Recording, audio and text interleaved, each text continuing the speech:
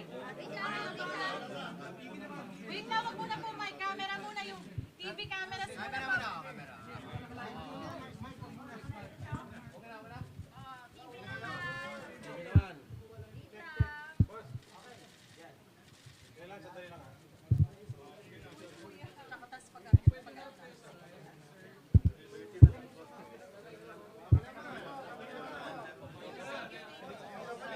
TVs naman po, bago yung mic. TVs naman po.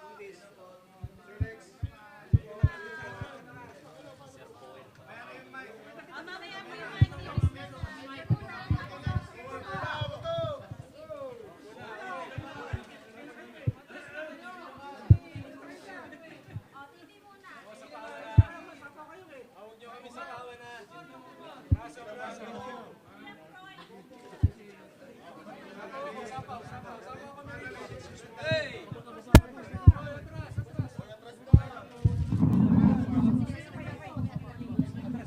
Okay na?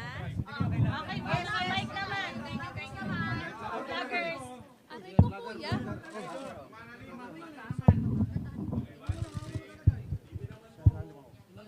Lalim ka, boy. Sige, mic na, guys. Mic na. Kuya.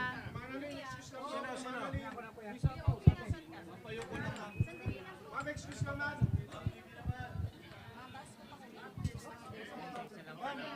Saan ba? Sino? Sige po. Ma'am, kanyo po ba? Status lang po, sandali. Magbigay lang po kami ng status update. Sa ngayon po, Okay na lahat? Alin ang sapaw? Luwag po tayo, luwag tayo. Ma'am, sungin lang kayo Sorry. pababa to, pababa pa.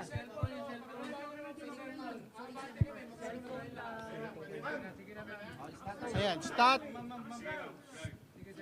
Sige po, alam ko po matagal tayo naghihintay, pasensya na po. Pero sa ngayon po, ang status ay hinihintay natin ang ating Secretary General para po i-receive yung impeachment complaint ng ating po mga private complainants, mga citizens at civil society leaders na narito ngayon.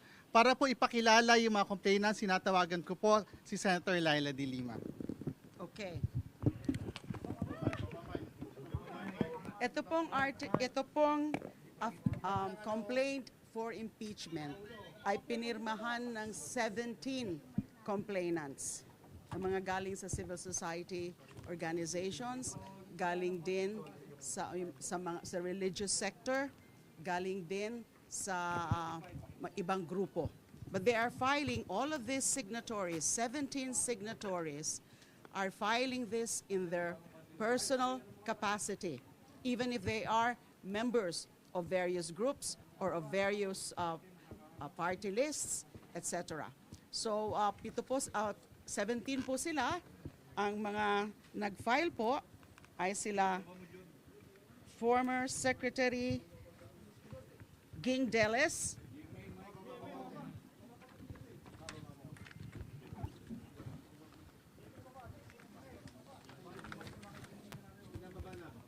former Secretary Ging Deles, Father Flaviano Villanueva, SVD, Gary Alejano of the Magdalo, and Alice Murphy as the Urban Poor Group,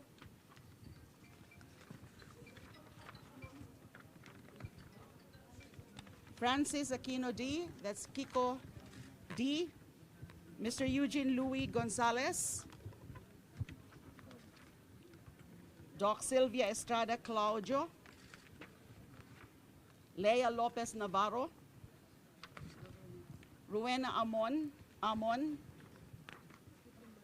Mr. Randy Francisco de los Santos, that's the uncle of Kian de los Santos, a victim of the EJK, Miss Filomena Cinco, Mr. Chidoro Teddy Lopez, Sister Susan Santos Esmile, SFIC, Mary Grace de Guzman, Sister Mary Grace de Guzman, Father Robert Reyes, Miss Maria Yvonne Cristina Jereza. So those are supposed to be 17 signatories. Ma'am, ground for impeachment. Ang grounds po ng impeachment, bale 5 po. It was actually condensed into 4 grounds as indicated in the articles of impeachment, pero 5 po sila. So out of the 6 grounds for impeachment laid down in the Constitution, 5 po yung grounds. Culpable violation of the Constitution, graft and corruption, bribery, betrayal of public trust, and other high crimes. So ang wala lang na ground for impeachment is treason. So majority of the grounds are present. And there are a total of 24 articles of impeachment as discussed in the 33 page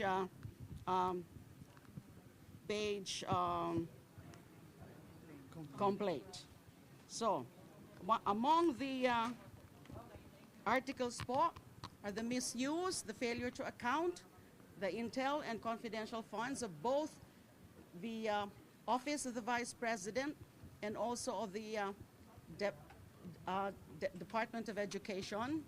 And nandyan din po yung grounds like yung kanyang mga threats, yung kanyang mga rants during the press con in October 18 and the second one in November 2024, because these are very unbecoming and these are actually betrayal of public trust, because these are also high crimes, yung kanyang mga threats doon sa latest na mga rant niya o kanyang mga meltdown. Meron din as an article about her involvement also in the extrajudicial killings during her term as mayor of Davao City. There are other grounds. Let me just, so that I can be very sure of this. How do you?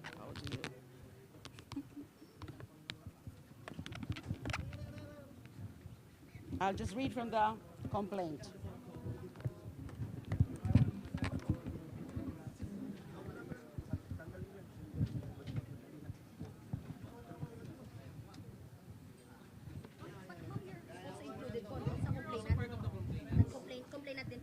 No, I did not sign as a complainant.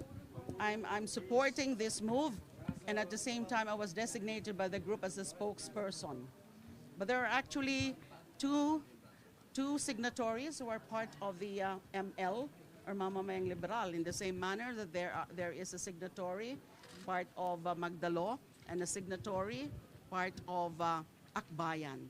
And the endorser is Congressman Percy of Akbayan. Based on your information, where is the Secretary General? O for sure ba, i-receive ngayon ng Office of the Secretary General yung impeachment complaint? Opo, yun po ang ano namin. Pinapahintay nga po kami. Kasi I think he's attending to another official duty of his. So his staff told us to just wait for him.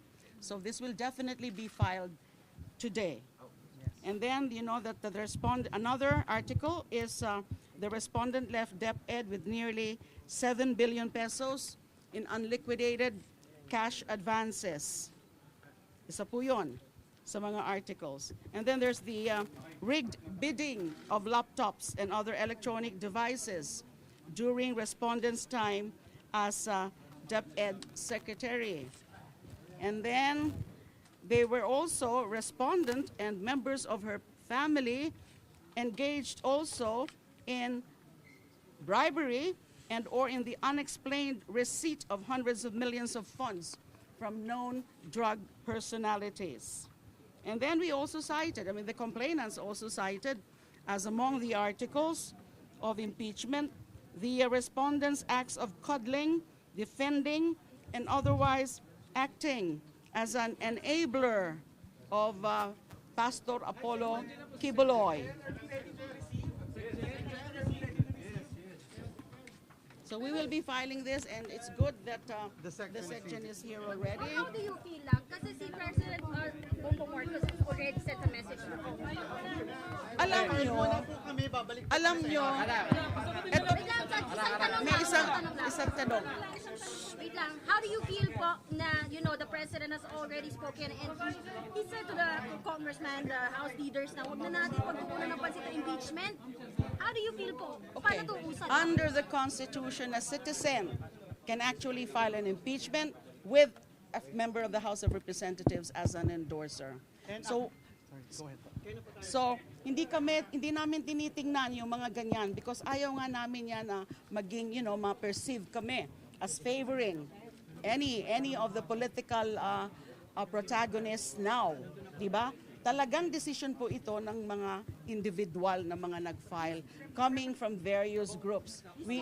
Ayaw naming kumumpas o sumama sa kung anuman na mga moves nila.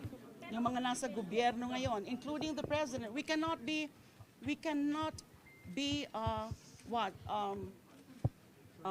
affected by the desire to really make the vice president accountable because that is in fact recognized by the Constitution. Kailangan mangibabaw ang batas, mangibabaw ang saligang batas.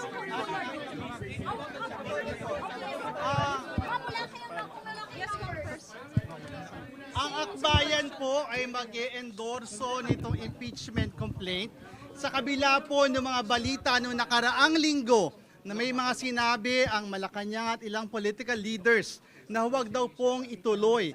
Linawin po natin, ang loyalty po ng mga kasama natin na mga civil society leaders ay sa taong bayan.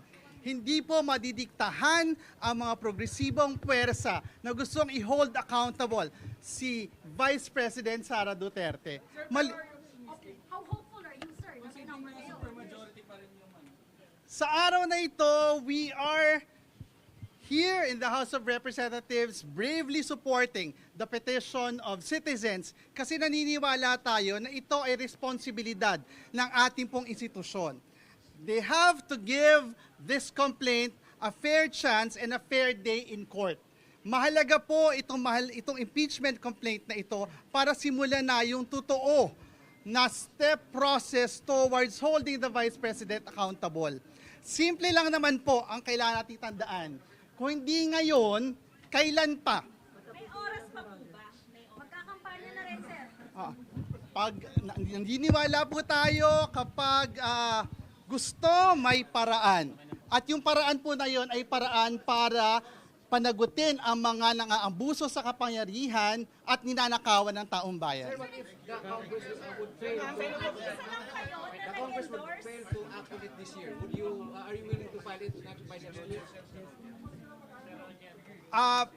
Magsisimula na po kasi yung pag-activate ng process sa pag-file natin ngayon.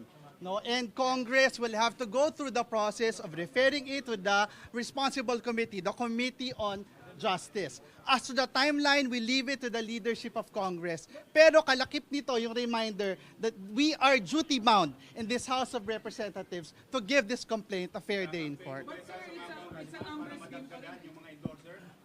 Numbers game pa rin kasi siya. Ano yung numbers niyo? May numero ba kayo, sir?